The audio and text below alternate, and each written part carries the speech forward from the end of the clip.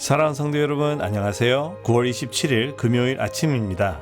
찬송가 29장 성도여 다 함께 다 같이 찬양 드리시면서 오늘 예배를 시작하겠습니다.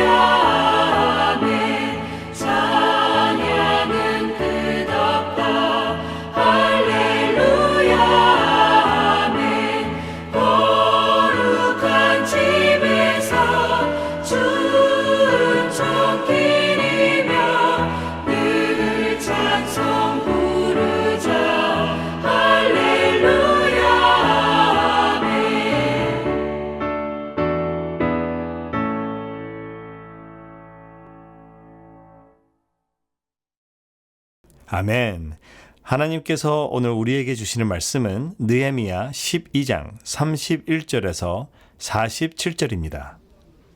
이에 내가 유다의 방백들을 성벽 위에 오르게 하고 또 감사 찬송하는 자의 큰 무리를 둘로 나누어 성벽 위로 대오를 지어가게 하였는데 한 무리는 오른쪽으로 분문을 향하여 가게 하니 그들의 뒤를 따르는 자는 호세야와 유다 지도자의 절반이요 또 아사랴와 에스라와 무술람과 유다와 베냐민과 스마야와 예레미야이며 또 제사장들의 자손 몇 사람이 나팔을 잡았으니 요나단의 아들 스마야의 손자 마단야의 증손 미가야의 현손 삭굴의 5대손 아삽의 6대손 스가랴와 그의 형제들인 스마야와 아사렐과 밀랄레와 길랄레와 마야와 느다넬과 유다와 하나니라.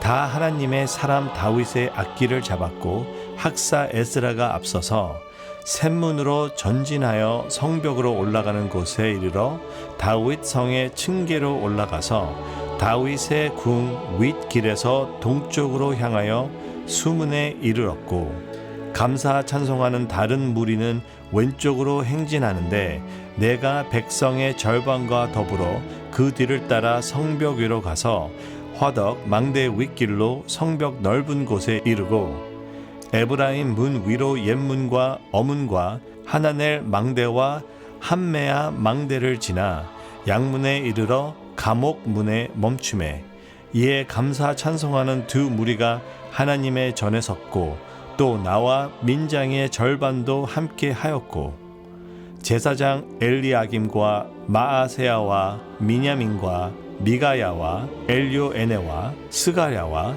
하나냐는 다 나팔을 잡았고 또 마아세야와 스마야와 엘르아살과 우치와 요하난과 말기야와 엘람과 에셀이 함께 있으며 노래하는 자는 크게 찬송하였는데 그 감독은 예스라히야라.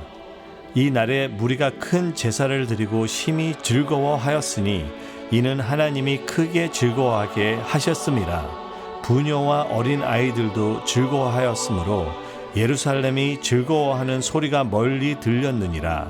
그날에 사람을 세워 곳간을 맡기고 제사장들과 레위 사람들에게 돌릴 것 곧 율법에 정한 대로 거제물과 처음 익은 것과 11조를 모든 성읍밭에서 거두어 이 곳간에 쌓게 하였노니 이는 유다 사람이 섬기는 제사장들과 레위 사람들로 말미암아 즐거워하기 때문이라.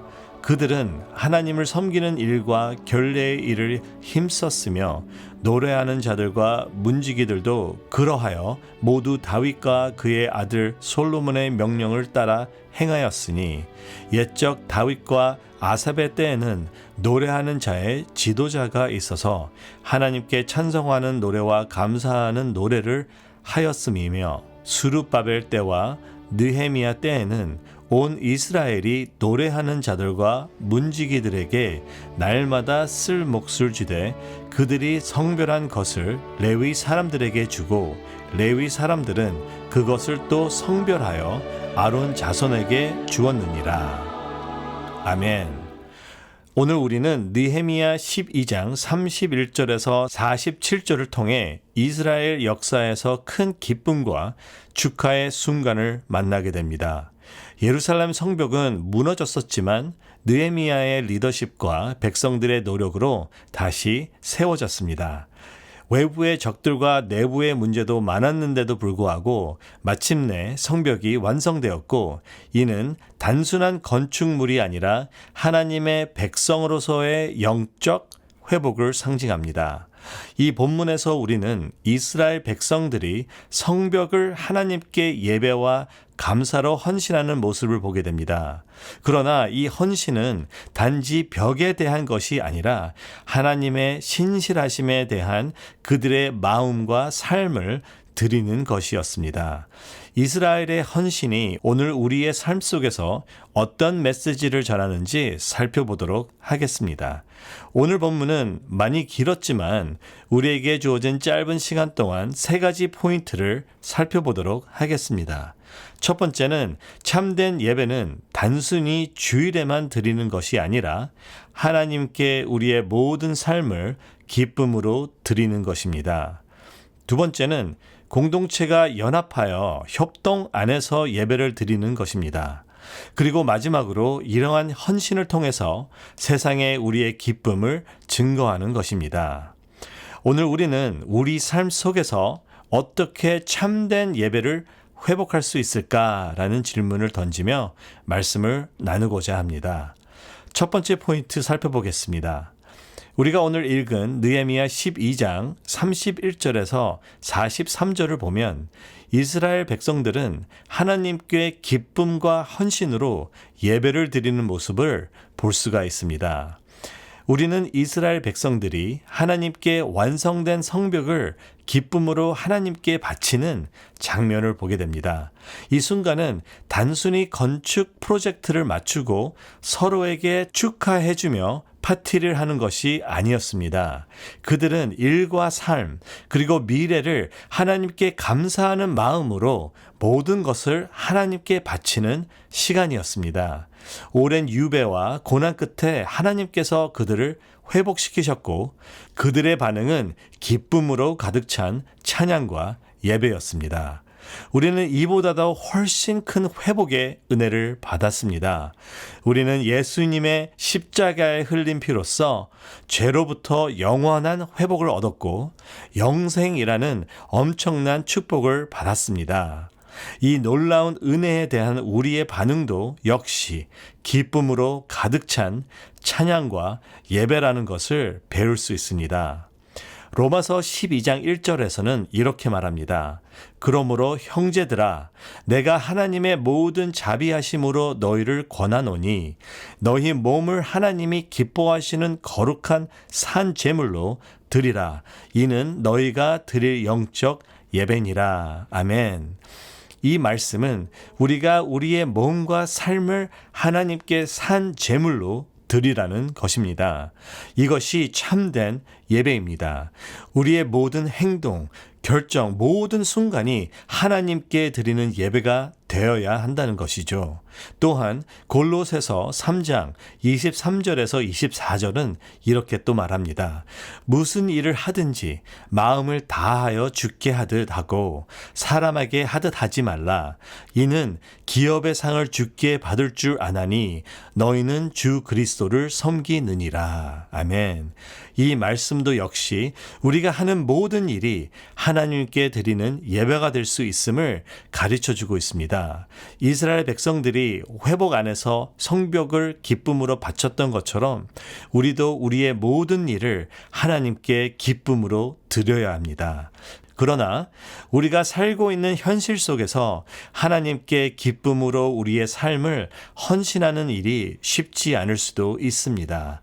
우리는 직장에서 받는 스트레스, 가족 문제, 그리고 질병들, 우리는 너무나도 다양한 개인적인 도전들을 늘 만나게 됩니다. 그러나 오늘 본문의 말씀처럼 하나님이 우리에게 주신 회복을 기억하십시오. 예수님의 십자가의 사건으로 우리가 받은 놀라운 선물과 축복을 기억하시기 바랍니다. 하나님은 우리와 늘 함께 하시고 주님의 사랑 그리고 예수님의 복음을 알고 믿는 우리는 우리의 모든 짐을 주님의 십자가의 앞에 내려놓을 수 있습니다. 이럴 때 하나님께서 우리에게 참된 기쁨을 주신다는 것을 이번 주에 읽은 성경의 말씀 안에서 볼 수가 있었습니다. 다시 말씀드리자면 우리의 모든 것을 하나님께 드릴 때 우리는 참된 기쁨을 경험할 수 있습니다. 느헤미야 시대에 이스라엘 백성들이 성벽을 하나님께 바쳤던 것처럼 우리도 우리의 삶의 모든 부분을 하나님께 기쁨으로 드려야 한다는 것이죠. 참된 예배는 단지 교회에서 드리는 것이 아니라 우리의 일상 속에서 하나님께 모든 것을 드리는 헌신입니다. 슬플 때나 기쁠 때나 힘들 때나 고난에 빠져 있을 때나 하나님께서는 우리와 늘 함께 하신다는 것을 기억하십시오. 우리와 늘 함께 하시는 하나님께 어떤 상황 속에서도 우리의 모든 것을 드리시고 예수님으로부터 받은 회복을 기억하시면서 감사하는 마음으로 여러분의 삶 속에 참된 기쁨의 찬양과 예배가 있으시기를 주님의 이름으로 축복합니다. 그리고 오늘 본문을 통해서 두 번째로 배울 수 있는 것은요, 우리가 개인적인 예배로 끝나는 것이 아니라 우리 공동체가 같이 모여 참된 예배를 준비하고 그 예배를 드리는 것입니다. 느헤미야 12장 44절에서 46절까지 보시면 이스라엘 백성들이 함께 모여 하나님께 참된 예배를 드리기를 위해 협력하며 준비하는 모습을 볼 수 있습니다. 제사장들, 레위인들, 그리고 온 백성이 함께 힘을 모으고 하나님께서 주신 다양한 달란트를 모으고 또 헌물과 11조를 모아서 참된 예배를 준비하고 하나님께 감사하고 찬양하며 공동 예배를 드렸습니다. 예배는 단지 개인적인 행위가 아니라 하나님 앞에서 공동체가 함께 드리는 중요한 시간이었습니다. 그들의 제물과 예배는 하나님께서 명하신 대로 공동체 전체가 참여하는 예배였습니다. 이처럼 예배는 하나님께 영광을 돌리는 동시에 공동체를 하나로 묶는 역할을 합니다. 오늘날도 마찬가지입니다. 우리가 드리는 예배는 단지 나 혼자만을 위한 것이 아니라 하나님을 향한 공동체적인 헌신과 참여의 시간이 되어야 합니다. 교회는 우리가 함께 모여 하나님께 예배를 드리고 하나님의 말씀을 중심에 두고 서로를 섬기며 격려하고 하나님께 영광을 돌리는 즐거운 곳입니다. 히브리서 10장 24절에서 25절에서는 이렇게 말합니다. 서로 돌아보아 사랑과 선행을 격려하며 모이기를 패하는 어떤 사람들의 습관과 같이 하지 말고 오직 권하여 그 날이 가까움을 볼수록 더욱 그리하자. 아멘. 이 말씀은 우리가 함께 모여 예배드리는 것이 얼마나 중요한지를 가르쳐 줍니다. 이스라엘 백성들처럼 하나님의 말씀을 중심에 두고 우리도 예배와 섬김 안에서 우리 모두가 하나가 되고 그리고 협력하여 하나님께 참된 예배를 준비하며 그 예배를 다 같이 기쁘게 드리는 것입니다. 또한 사도행전 2장 42절에서 47절에서는 초대교회가 하나가 되어 예배를 드리며 물질을 나누고 서로를 돌보는 모습을 보여줍니다. 이러한 공동체 예배는 교회를 강하게 만들고 하나됨을 가져옵니다. 정말 중요한 것은 이 공동체의 하나된 모습을 본 주변 사람들은 하나님께 영광을 올렸고 하나님께서는 교회를 부흥시켜 성장할 수 있도록 많은 사람들을 보낸 것을 볼 수가 있습니다. 오늘날 우리의 예배도 이와 같이 공동체 속에서 하나가 되어 하나님께 참된 예배를 드려야 합니다. 여러분은 나성하님교회 공동체 예배에 어떻게 참여하고 계십니까? 단지 예배에 참석하는 것만이 아니라 교회를 섬기고 나누고 다른 멤버들을 격려하는 일에 적극적으로 참여하고 계십니까?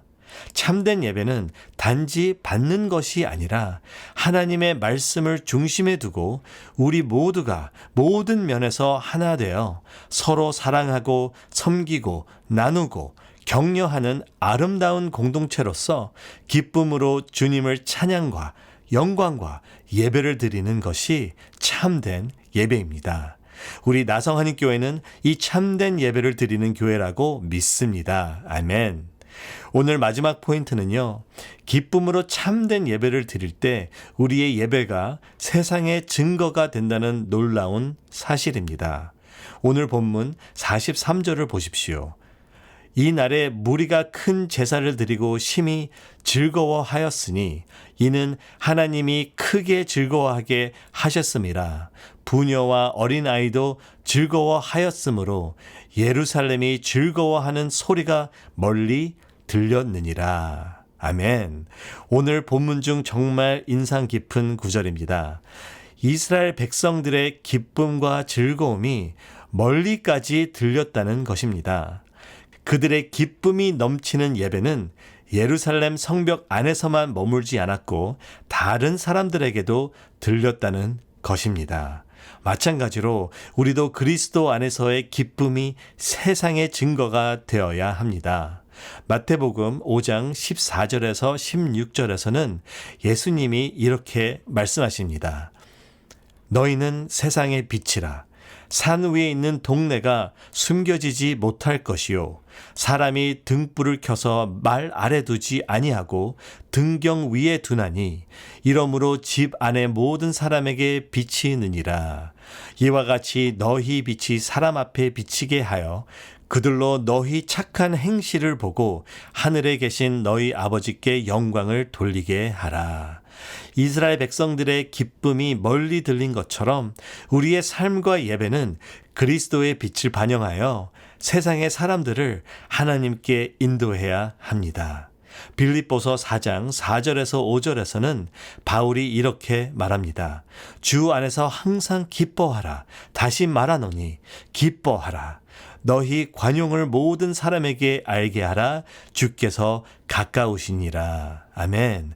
우리의 기쁨은 상황에 따라 달라지는 것이 아니라 변함없는 하나님 안에서의 기쁨입니다.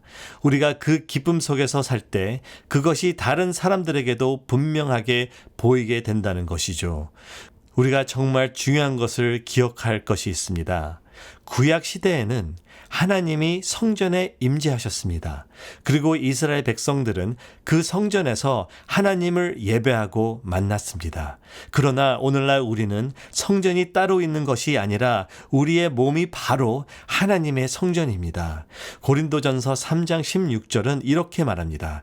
너희는 너희가 하나님의 성전인 것과 하나님의 성령이 너희 안에 거하시는 것을 알지 못하느냐. 하나님은 이제 우리 안에 거하십니다. 우리가 하나님의 성전이기 때문에 우리의 삶 자체가 하나님을 예배하는 장소가 되어야 합니다. 우리가 하나님이 거하시는 성전으로서 세상에 나아가는 빛과 소금이 되고 하나님의 사랑의 증거가 되어야 한다는 것입니다. 아멘. 이것이 단지 우리의 행동을 바꾸라는 것이 아닙니다. 우리가 기쁨으로 가득 찬 예배자로 살 때 우리의 존재 자체가 하나님을 반영하는 성전이 된다는 것이죠.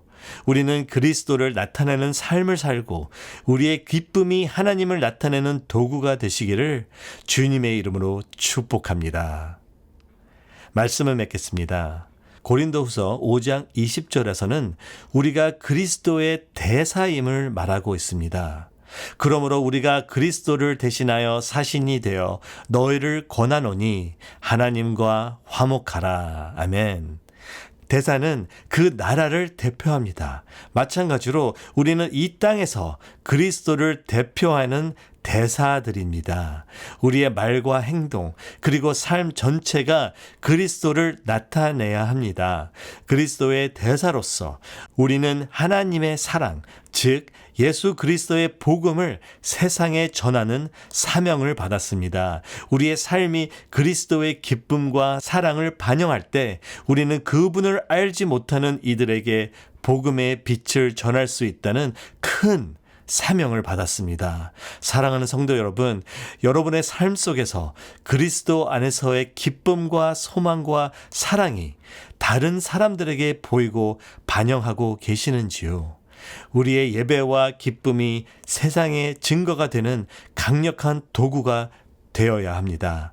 오늘 우리가 느헤미야 12장을 통해 본 것은 단순한 역사적 사건이 아닙니다.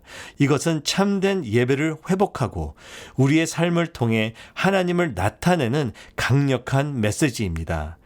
이스라엘 백성들이 성벽을 하나님께 바치며 기쁨으로 가득 찬 예배를 드렸던 것처럼 우리도 우리의 삶을 하나님께 기쁨으로 드리는 헌신의 예배자가 되어야 한다는 중요한 메시지입니다.